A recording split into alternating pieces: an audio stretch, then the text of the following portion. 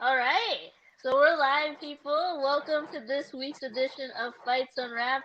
To the right of me is my co-host Alec Carr. Obviously, Alec Carr. We do this every single time we start off a show. So if you have any handles you want to plug in, here's your chance to do so.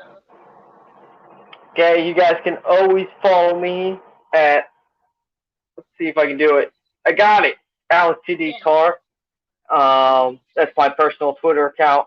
I have some crazy ideas, some crazy theories on sports. It's kind of like my uncensored account. And I always say this: feel free to at me on there. Feel free to comment on anything that I say you disagree with. I love getting into it about sports. It's my favorite thing to do. Otherwise, we wouldn't be doing this stream, right? Um, and then you can also follow me and at Fourth and 26 Sports on Twitter. It's a we're a Philadelphia-based sporting news outlet. Right now we're focused on just kind of retweeting headlines, and if something comes out, trying to be the first person that puts out the article so everyone can see it. And you'll also see some of my stuff come out of there. And then if I ever find the time, I will be hopping on Hoops Unwrapped. I don't know when. I don't know how. My life is crazy right now. But I will be hopping in and out of there as well. And then, of course, as always, you can follow all of us at Unwrap Sports on Twitter. There you go. Very good, Alakar. So before we get into our headlines for today, obviously we gotta pay some bills and talk about our sponsors. So one of our favorite welterweights, Carlos Condit, is a huge component of RxHemp.com. It is a CBD company. They have really good icy hot creams if anyone is suffering from any injuries or is training and needs anything for recovery. You can use the promo code RXM-USN to get 10% off your order right now if you register. And if you don't believe us, you can believe Carlos Condit, obviously. And thank God fights are back because I missed not having fights last week, Alikar. I was so Me happy. too. Now I get to even bet again on fights. I know, right? Now I get to even bet again on fights.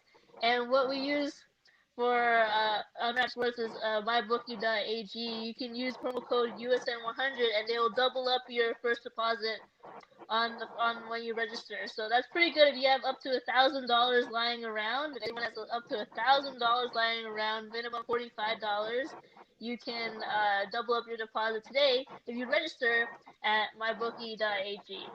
All right, so we'll get into our headlines really quickly right now. The first one is a pretty simple one, but it's not that simple as many people think. You would think that if any fighter had the opportunity to go up and fight, they would get that opportunity and they would take it. But in the case of Do Bronx, Charles Oliveira, he decides he's going to decline a non-title fight versus Michael Chandler. I believe it would be for UFC 258, which would be February 13th, which is not that much time, people. That's literally a week away, less than a week away.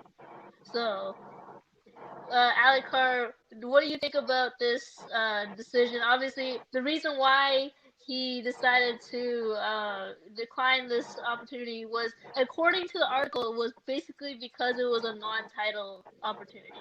But you have some other thoughts, I know that for sure. Yeah, I think that was a major part of it. Listen, before I say anything, this division is so complicated right now. Dana White's holding it up with the Khabib retirement. Um, so I can understand that if it's not a title fight, Charles Dubronx saying that he doesn't want to fight. If it's not a title fight, he doesn't want to fight.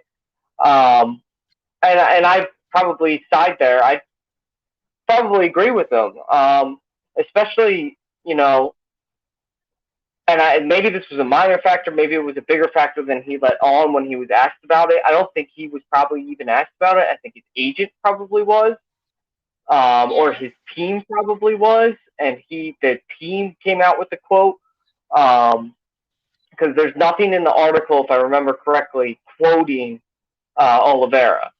So what I foresee is it was just too quick of a turnaround. The fight would be fantastic. We all want it. I would love to see Oliveira versus Chandler, but I don't know what Dana White's thinking here. I know Oliveira, health wise, is ready to go. Chandler didn't even get touched, so he's ready to go. But if Yeah.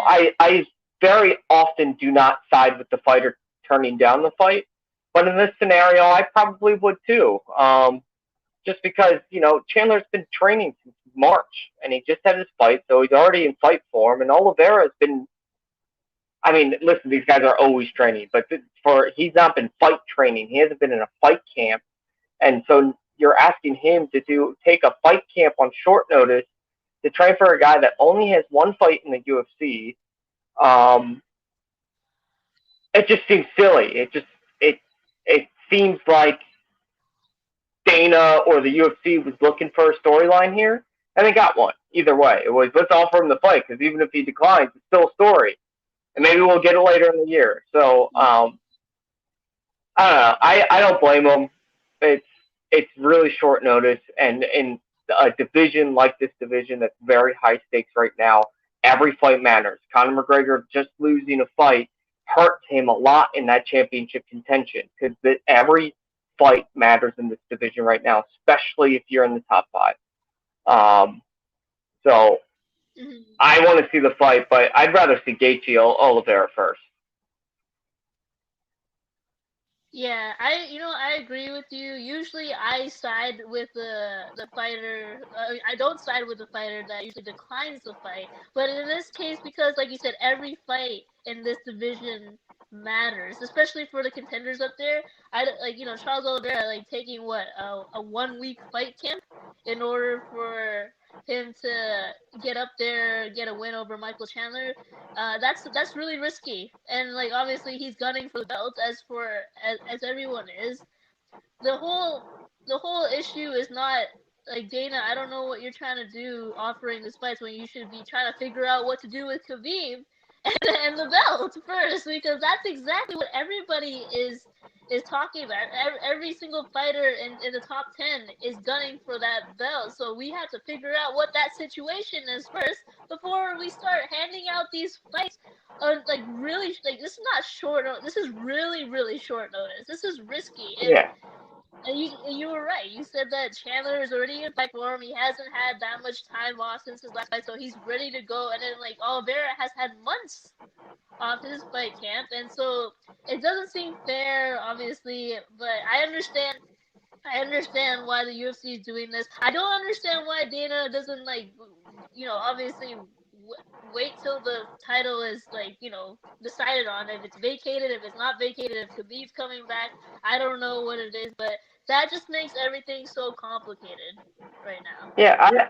I just think just vacate the title. I mean, what's the big deal? It creates more drama if he does decide to come back for his 30th win because you can have him come back and have a championship fight right away, and then he can retire on top.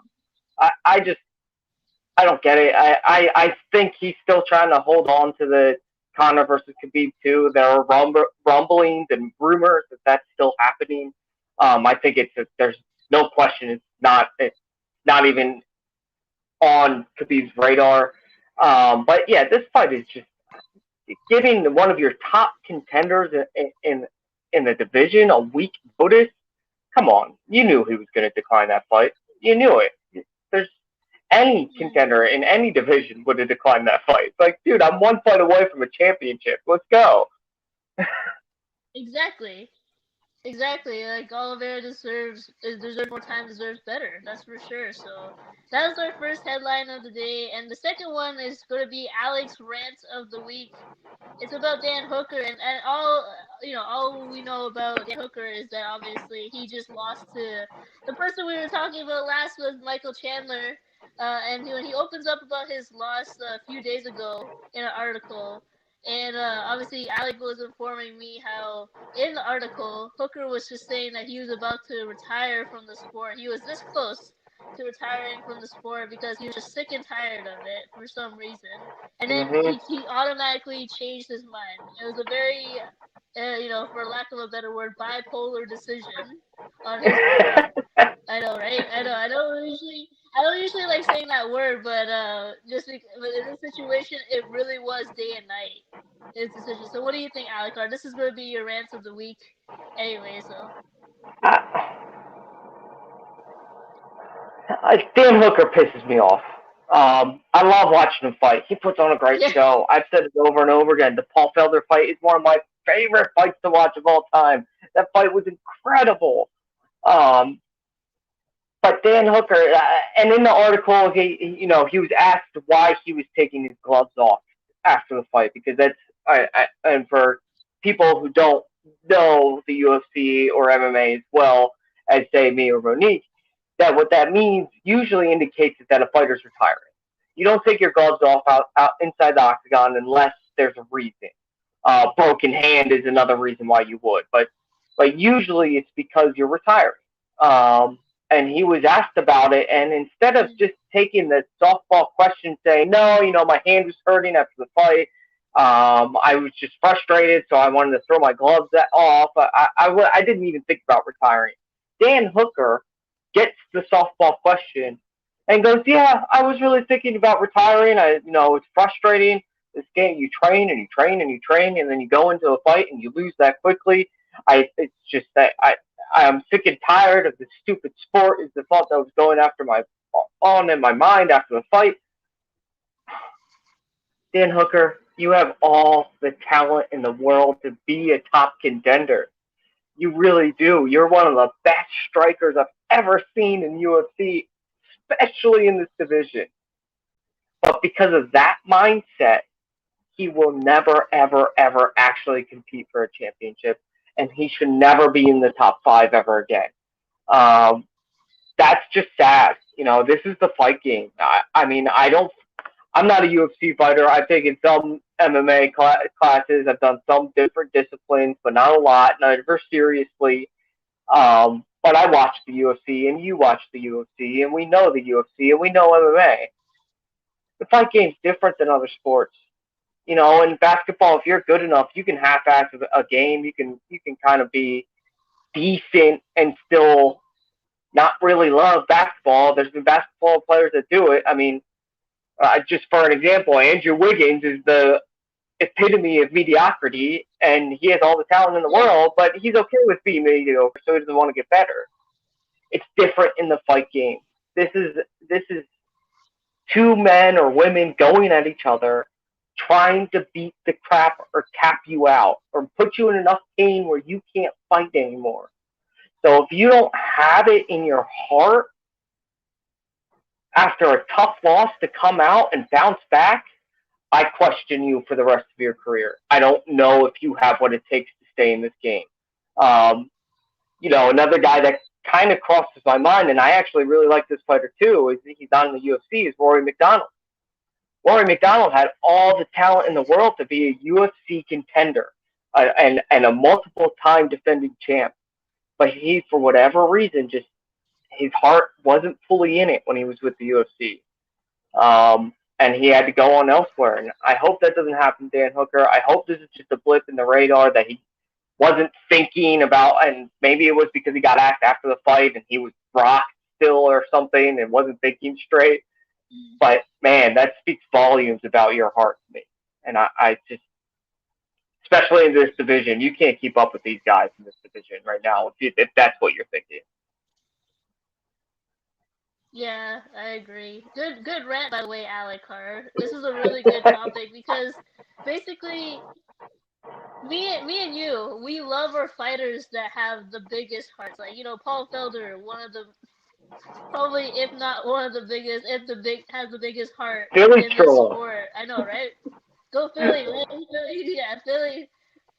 What they say that you make him different in Philly or something like that. Yeah, we breed them different. There's something different in the water here. It's a different kind of animal in Philadelphia. Right, right, and it's just that like maybe we're a little biased or something like that, but we love our fighters with a lot of heart. But it really does take a lot of heart. And like look at the most successful fighters. I mean, Khabib. huge heart in the sport. A huge competitor, does not waver. Obviously, he's never technically lost. Okay, we can't really substitute him sometimes for some of these topics, but he has a lot of heart. And even though you could see that heart, like even in his last fight, in the UFC, he still had a lot of heart going in. Even though he was saying like I'm just gonna retire, but he retired not because he you know, per se, like was sick and tired of the sport. He retired because he couldn't do it without his dad. That's a little bit different, Yeah, right? and he made a Sure, promise to and his mother. you can't break that promise to mom. That's no siree. That's that's for sure. And so far, he's not looking like he's budging. But that's the thing. What does it take to be a champion? That's what it takes to be a champion. Perseverance. Having that Yeah, heart, just like not giving up, and like Dan Hooker having that bipolar decision. I don't know, like you said, maybe it's part of his concussion, or like if he had one in the octagon, maybe that's why he said he was just gonna retire. But I just feel like you can't have that mentality because that's just gonna take you to you're gonna be a gatekeeper. You're always gonna be a gatekeeper in that division if you're just gonna have that mentality. That's for sure. So, and right. I think And of like all the different contenders above him, right? Think of all the other contenders above him, huge hearts. Let's think that's what about I was Michael just gonna Chandler, say. huge. Yeah, Charles Oliveira, like who else? even Dustin even Poirier. Dustin Poirier and even Conor McGregor. Say what you will about him, hate him or love him, he does not turn down tough fights. Guy came back off a 2-year layoff and was like, "Give me Khabib." Came off 1-year layoff. Give me Dustin. Like that's the kind of guys we love. But it's also it tells me that you have it. You have the it factor in the UFC. You have what it takes. Usman is another guy that will take any fight. These guys and they just don't care. Like I'm in the fight game. I'm in it to win. And if I lose with grace. And another guy that comes to mind is my personal favorite of all time, Dan Henderson. Dan Henderson didn't turn down fights. Dan Henderson fought at 2 different weight classes. Dan Henderson is a beast. But every time he lost with grace. He didn't think about quitting. Those words never came out of his mouth. So I don't know. It's upsetting. It's sad actually to see somebody with Hooker's talent talk like that. Yeah, but you just know that it's not just about the skills; it's about the mental aspect as Yeah. well. You gotta remember that, right, in the fight game. So. All right, so we're gonna move on from that depressing headline and move on to maybe something that's a little bit more exciting. Okay, we're gonna talk about Vicente Luque and Tyron Woodley, the chosen one, is back. That's right. And people are not really talking about it, which is kind of weird and a little sad because usually when news breaks out about Tyron Woodley, people go nuts. People always Yeah. talking about it, but even Alex Hart is like saying he didn't even know this fight was being made. It is being made for UFC 260. Sorry, I believe in March sometime. So. March 27th. Yep. Oh wow, that's on the Stipe card, isn't it? Yep. That's right. Awesome. So like my whole thing, the reason why I put this as a headline, because it should be a headline and people should be talking about it, but they're not really. A lot of people are talking. Well, we're gonna talk about the next headline after that, which a lot of people are talking about. But this one, not so much. And it's kind of sad because usually there's a lot of Tyron Woodley fans out there. And, like, he was a former welterweight champ, for crying out loud. And now he's getting gifted Vicente Luque, who is climbing up the ranks as we speak. So, what do you think about this? I know you didn't have much to digest about this fight yet, Alec Carr, but we'll definitely keep talking about it in the later streams. Oh yeah, and I come up with thoughts really quickly, so I have plenty of thoughts on this. And it is sad that it's not a major headline, because Tyron Woodley, at one point was one of the most loved fighters in the UFC. But I mean, let's say what we will about the division when he was champ. There's a lot of people. The division's way better now, and it absolutely is. That division was really weak. I mean, he had a draw against Wonder Boy. Then he beat Wonder Boy. Then he beat an old Maya. Then he beat a Darren Till. Um, then loses to Usman. Has two canceled fights. Then loses to Gilbert Burns and Colby Covington. So if you really think about it, Woodley's only lost to the top people, but it's exactly the reason why this fight isn't talked about. Because once Woodley had to go up against the best talent in the division, he lost. Yeah. And I love Woodley. I hope he wins, but Vicente Luque, as you said, is a guy that's fine. I don't know about that. I'm sorry. I don't know to interrupt, but I don't know. Yeah, I don't know about that. I'm sorry to interrupt, but I shouldn't have said that. So. I don't think he does win. That's what I was going. Where I was going. But I mean, you're right. It is weird that it's not news. It's weird that it's been shoved underneath a pile. And who would have thought a couple years ago that Woodley would be not the main event, right? He was the next thing in the UFC. Yeah. I mean, yeah, he was the chosen one. He was amazing. I mean, I wasn't a Tyron Woodley fan outside of the octagon, but I respected him so much in the octagon. And it was just funny because after the Usman loss, which I actually was one of the only few friends that actually thought Usman was going to beat him. Funny enough, it's just it was a downward spiral. Yeah, I know. A lot of my friends thought that Woodley was gonna win because Woodley had that reputation at that time of winning a lot anyway. So that's true. I know. I was one of the only few people that thought that Usman was gonna win. I know. I thought Usman was gonna win in the second round. I didn't think he was going the distance. I thought he was gonna crush him, and he kind of did. To be fair, it just went the distance. Yeah. He did. Yeah, exactly. I mean, you can attest to how both fighters were considered boring fighters to many people. A lot of people don't like how Usman fights. They think he's pretty boring. Same as Woodley back then.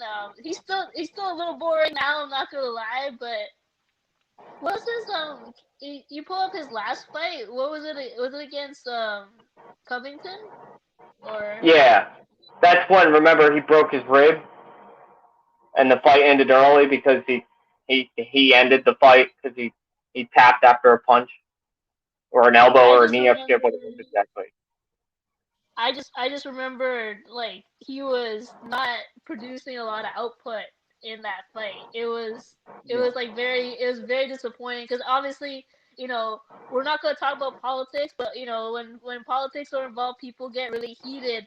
And so, obviously, because of the politics, a lot of people were rooting for Tyron Woodley to win that fight, including myself, including probably Ali Carr, and then, right? We're not going to talk about politics, but I'm just saying, when politics are involved, it gets even more heated of a fight, and people are more invested in it. So, I remember being so invested, I was just like, come on. And then he when he actually did do something, I'm like, I felt like he was half-assing it. I felt like that wasn't the full Tyron Woodley's power. I thought that it was just a half-assed performance, and I felt like only one round he was doing something, and he wasn't really affecting Colby Covington that much. So it was just really disappointing. I honestly think he benefited from I'm not going to say it was a really weak division, but he benefited from the division not being as good as it is now. And I just think I mean, you're right. It didn't look like the same Woodley we know. But I mean, Covington's just a better fighter. That's all it comes down. I hate the guy. I won't talk. All I'll say about Colby Covington is I hate everything about him and everything he stands for. Other than that, he is a phenomenal UFC fighter, and probably if I had to pick, either second or third best in the division. So I mean, it sucks, but it sounds like Woodley is disappearing quickly. Yeah, I think I think honestly Dana's giving Vicente Luque a treat because you're giving him a wilting Tyron Woodley, someone who is on a huge losing streak, and this is going to be. Mhm. But here's the thing, right?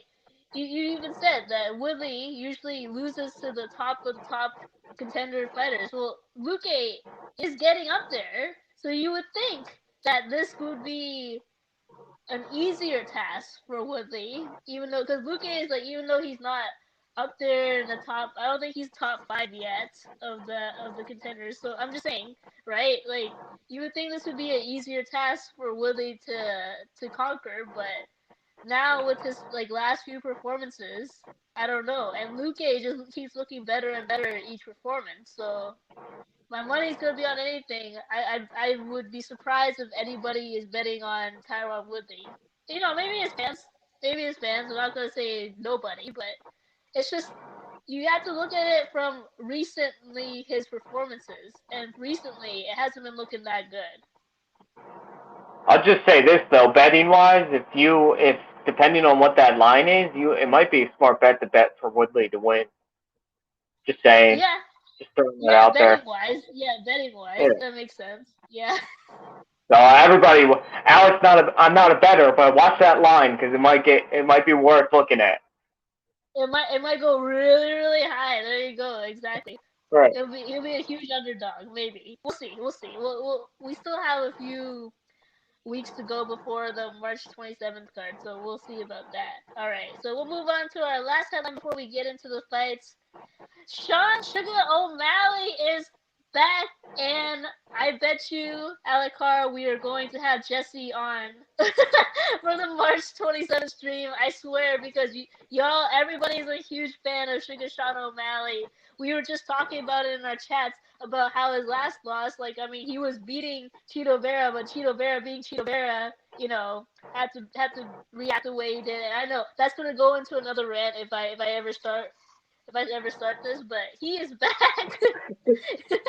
I know Alucard is like nodding his head. He is back, and he is going to be facing Thomas Almeida, also on the Stipe Miocic card, UFC 260. Yep. They're putting it on the same card as well.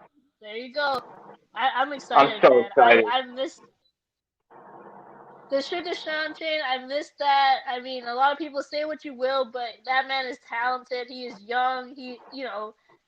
And the problem with him for me is that he just keeps getting injured in the same spot.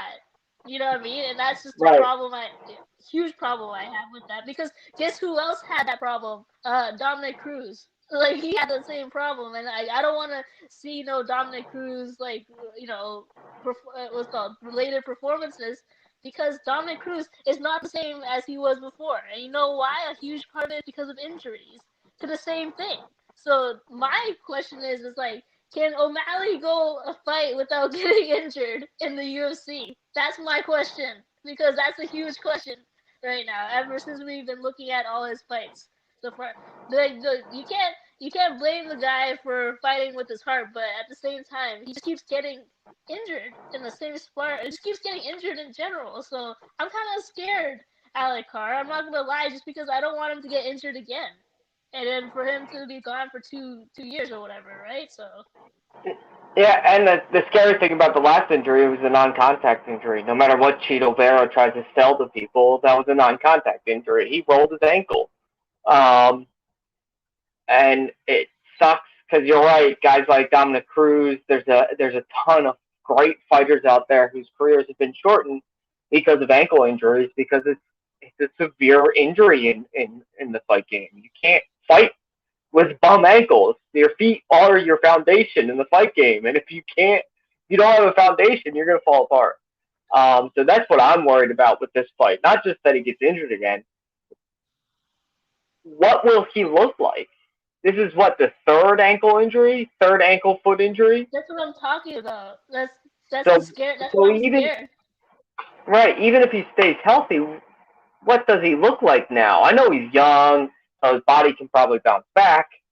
But, I mean, after a certain amount of time, those ankle injuries, especially ankle sprains, if you sprain your ankle a million times, that's painful. That's just a constant pain that doesn't go away. And the more, maybe I'm wrong about this, but the last time I sprained my ankle, what I was told, the more times you sprain your ankle, the more likely you're going to sprain your ankle in the future. Um, so, I mean, I'm excited. I'm giddy about this fight. I don't mean to be a downer. I can't wait, and it sounds like the UFC, Dana White's doing him a favor and kind of tossing him maybe an easy victory in Thomas Almeida, who I love, is a good fighter, but I'm not trying to say he's not, but I mean, he's coming off a 3-fight losing streak to Jimmy Rivera, Rob Font, and Jonathan Martinez. Um, so uh, I hope he's back. I hope he's back in full form, full Sugar Sean O'Malley form, being all crazy. And what's really sad is that he was winning that. He was winning that Cheeto fight. Yeah. He was winning it. He had total octagon control, and he was winning that fight.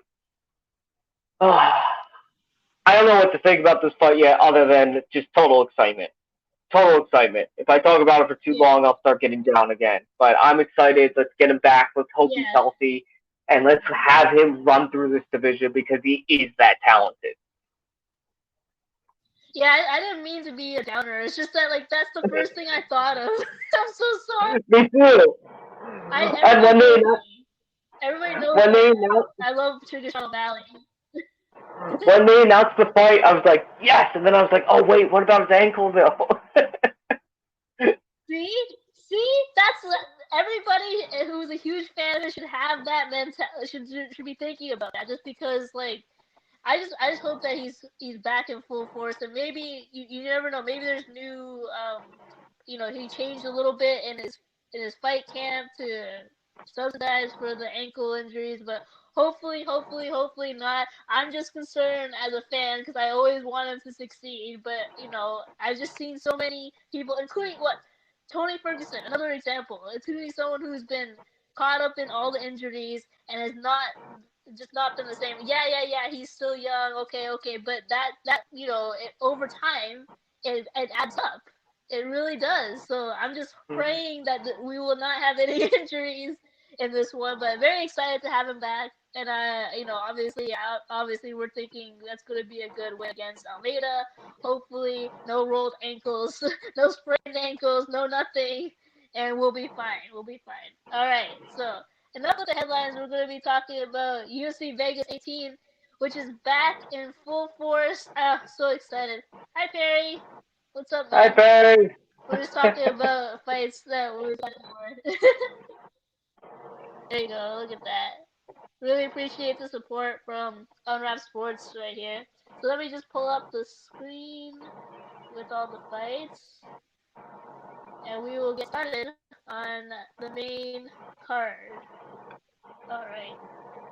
Okay, Alikar, I am so excited that Beneil Dariush is back. Oh my god, am I so excited. I can't believe this is the first fight in the main card. I absolutely love that man. I love all his finishes. I mean, I can watch that literally for days. I can watch Beneil Dariush, his fights, for days, and I'll be very, very happy. I'll be a very satisfied, UFC fan. That's for sure. No offense to Carlos Ferreira, but I mean, Beneil Dariush is he's just something else. He just knows how to get you with that backhanded fist. He just knows how to finish you for some reason, and that's obviously who I'm picking for this first fight. What about you, Alikar? I'm picking the same way. I love this guy. I just watched the close fight, the Drakkar close fight again. Because it was on ESPN Plus, so I was just like, I was on a little break at work and turned it on. I was like, oh my god, I love watching this guy. I'm gonna pick right there with you. I think he wins this fight. Not that Carlos Diego Ferreira is a joke fighter or anything. He's coming off a win against Anthony Pettis, so this is not going to be an easy fight for him. It might be the toughest fight he's had so far. But I think he's on the rise. I think this guy's a winner. He knows how to win. He just got comeback fight of the year, where he was rocked. It looked like the fight was over, and he ended up winning anyway. Talk about heart the other way. This guy's got it in full This guy's got heart to give. Maybe he could give some of it to Dan Hooker, and Dan Hooker would be better. I know, right? There you go. Alucard, you know what the sad part is? You know what we could have seen, and the fight got canceled was Charles Oliveira versus Beneil Dariush. That was supposed to be in October of last year, and that got canceled. I don't know why, but maybe somebody got COVID or it got moved to another I think fight. Dariush got COVID. I think that's what it was. Yeah.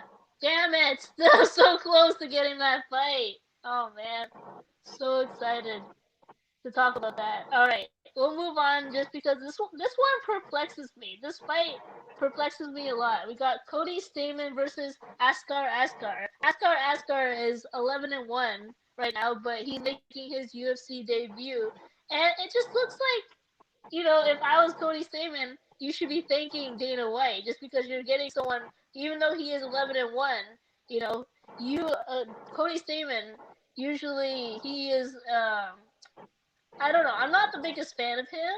I'm not gonna lie. I'm not the biggest fan whatsoever. A lot of people are actually not the biggest fan of him, but he wins by decision as well. So, and Askar, don't know much about him, but I'm just saying, if I was Cody Stamann, I should be thanking Dana White just to be, putting someone who hasn't fought in the UFC yet, in front of me. That should tell you something. What do you think about this fight, Alucard? Because I'm gonna lean towards what I know, and what I know is Cody Stamann, and all I know about Askar is his record. So.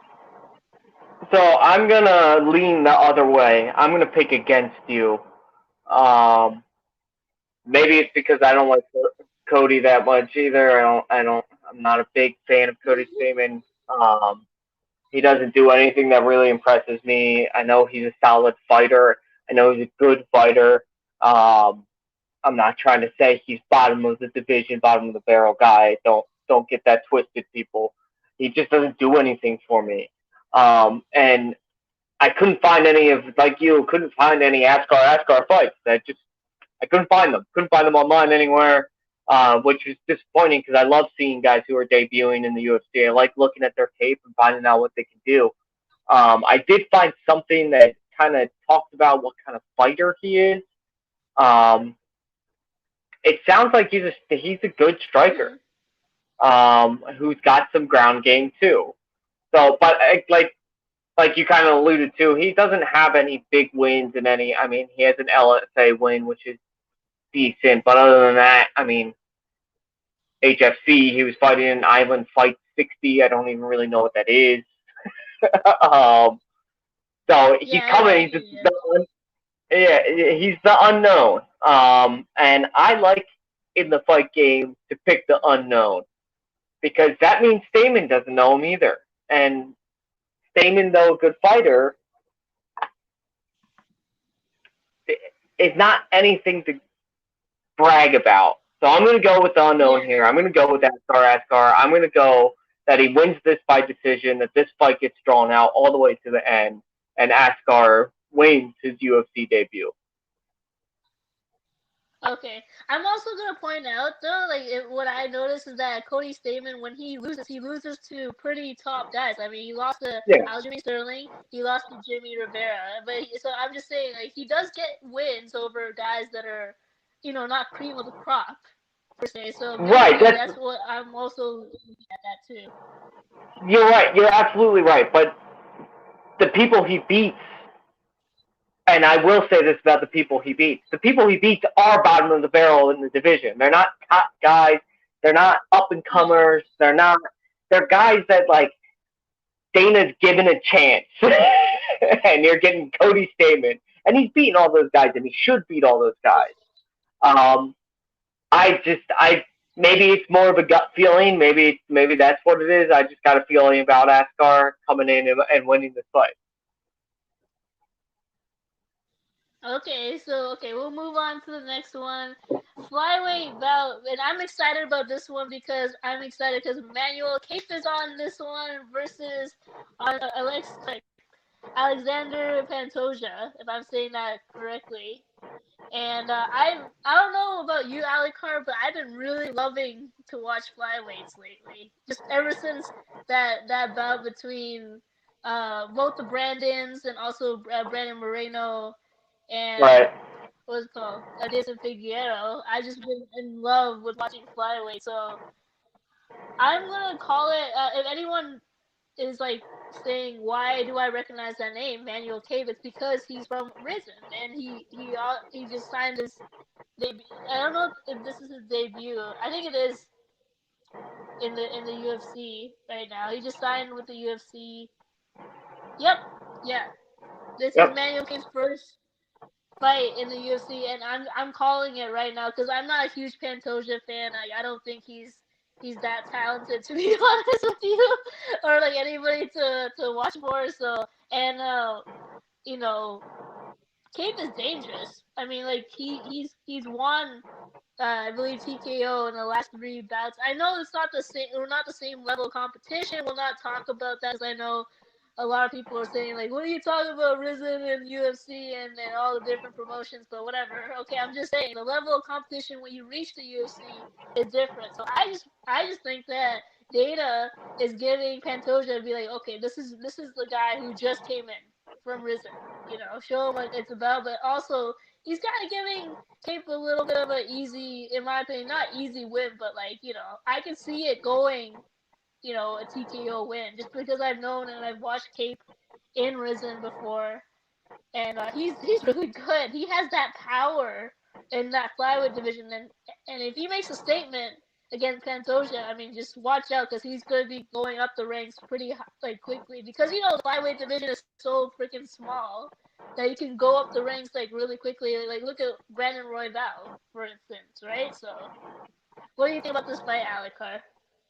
Um, I'm Kate's going to be top 10 by the end of the year. That's what I think about this fight. Yep. I agree with you. You watch him in Risen, and uh, uh, I, more than anybody else, will tell you that UFC is on a completely different level than these other top promotions. Um, that being said, he's, Mhm. except in the past 3 fights in Risen, he has dominated.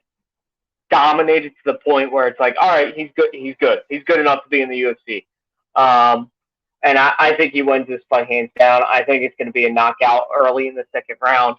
Um, you're right, Cape has power. He's got power for days, and the division, the flyweight division, is so exciting right now. I was so excited when we found out that he got signed and he was in this card because this guy is the flyweight division is fun to watch when it's good, and it's getting there. It really is getting there, and there's the rumors are growing that certain fighters might be coming back to fight in the division. Ooh, Um, there you go. so so we should see. And Pintosh, sorry, his only win is against his best win is against Matt Schnell. Like Yeah, that's that yeah, I doesn't know. impress me. And Cake's gonna come in there and he's gonna hit him with an overhand and he's gonna put him to sleep. Yeah, he's gonna put him to sleep. That's exactly what's gonna happen for sure. All right, we're gonna move on to the ladies because this should be the easiest, and this should take us literally 30 seconds to figure out who we think is actually gonna win this fight. We got Marion Renault versus Macy Chiasson.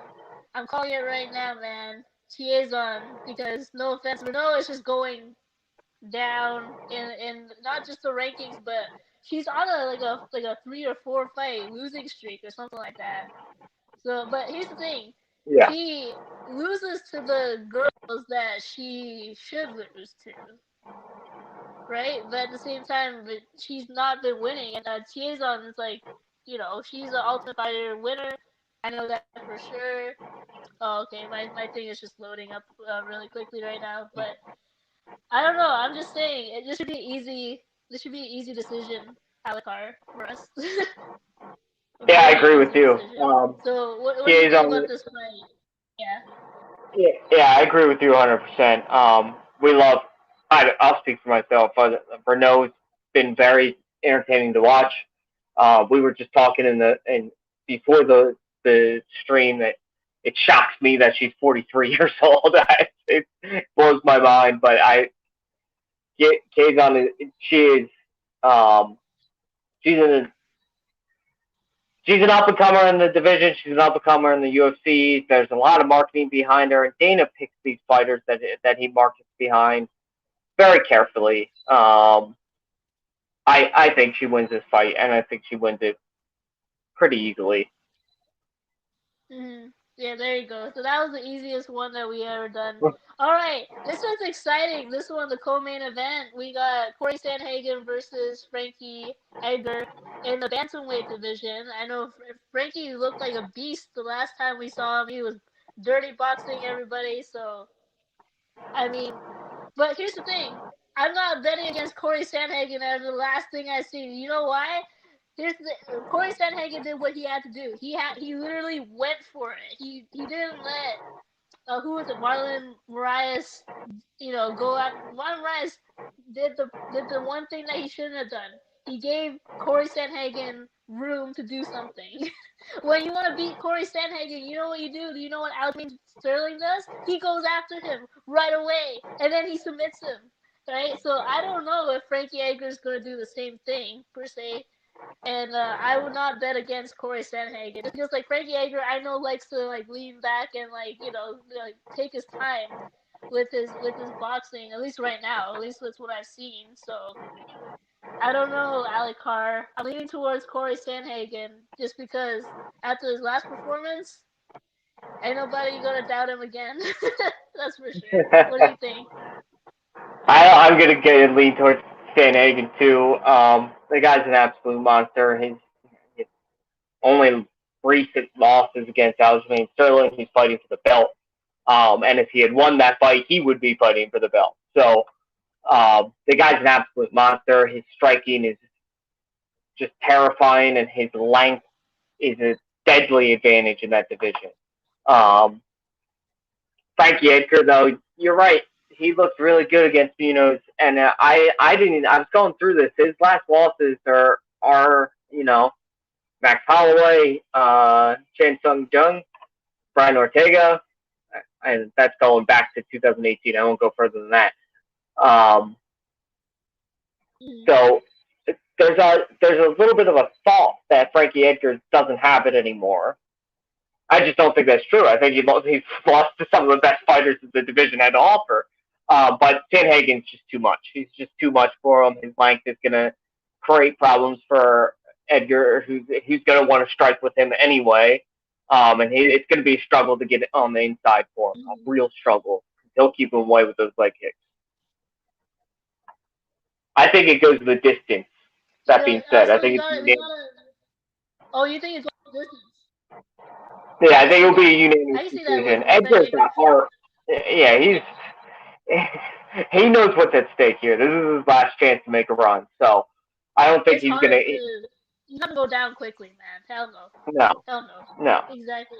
And we gotta remind ourselves that the people that you said that were his losses, Frankie Edgar, that was a different division as well. Yes, it was. Sorry, I didn't say that, but I should have said that. That was a different division. Okay. Yeah, that was a different division altogether. Bantamweight division is stacked to the max when it comes to contenders, and even with the prospects. When I think about bantamweight division, I mean, look at Sean O'Malley. Huge prime example of someone who's just a prospect. Is not a contender for that division, right? So, I mean, Corey Sandhagen, like I said, the only way you're gonna beat him is if you go after him right away. That's the only thing I've seen ever when it comes to the one loss that he's had recently against Aljamain Sterling. Aljamain Sterling was after him. Didn't even let him breathe. And that's what my thing is with Frankie Edgar. If you want to win this fight, you have to go after him from jump, and that's the only way you're gonna win it. Because I know Frankie Edgar can close the distance for sure, but then only way he can do that is if he goes after him. Not give Corey Sandhagen room to play around with. So I'm just saying we're gonna lean towards Corey Sandhagen. Okay. Last fight, which I know is Yeah, when Ali Carr does the shadow boxing, that's when you know he's so excited about a fight. Mr. Alistair, I like to call him Uberim, is going to be facing against Alexander Volkov, which, okay, I see that face. Because you know what, I have that same face too when I hear the word Volkov in this sentence, because this is not going to be an easy fight, in my opinion. This is not going to be Overeem just knocking the guy out. This is not. Volkov is a technician. His leg kicks scare the crap out of me. They should, because like every time he's faced someone and his leg kicks can actually like hit. Even was it like Crabtree or somebody that he faced where he kicked him in the liver or the ribs and he went down. I don't know if it was Crabtree. But yes, I do. I know what you're talking about. You know what I'm talking about, right? Okay, so it was Wall Harris, right? It was Wall Harris, right? Oh, Harris. There you go. Yeah. There you go. It was Harris. Yeah. I'm just saying, man. I don't know who to pick in this because I love Overeem, but Volkov is a beast, you know. So, oh man. I'm picking with my heart. I'm gonna pick with my heart. I'm going Alcatraz over him. This guy's on a mission. He beat Sakai. He demolished Sakai. Overeem, when he got to the UFC, kind of thought he was just gonna overpower and outstrike everybody in the heavyweight division. Which, to his credit, with the kickboxing record he has, I'd probably think that too. And he learned the hard way that these guys in the UFC are real strikers and they will knock me the fuck out. I mean, and that's the one thing against Overeem. His chin is not there anymore. It's just not. The guy's had over 60 professional fights. I think it's the most in MMA history. Just blows my mind. And to think about it, he's only 40 years old and he's got over 60 fights. It's crazy. Yeah. Absolutely insane. I think he's on a mission here, though. I think he's become a much smarter fighter since then. He tactically defeated Sakai, who was just a power puncher. He let him get tired, and he rope-a-doped him. He did the Muhammad Ali rope-a-dope and said, just strike, man, because I'm going to come back and I'm going to win this fight easy when you're tired. Yeah. Volkov is not going to do that, though, because Volkov is a really, really smart fighter, too.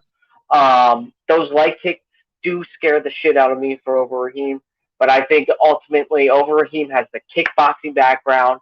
He has the striking background. This guy was an elite K1 kickboxer, one of the best of all time. I think if he gets hit early, Volkov probably wins this fight. But I think if this fight goes the distance, I got Overeem because I think he's become that much of a smarter fighter. Okay. Yeah, I'm definitely thinking with my heart too. I definitely want to see Overeem because this is his last run. This is his last hurrah, right, as we know. And obviously, both of us being fans, we want to see him do well.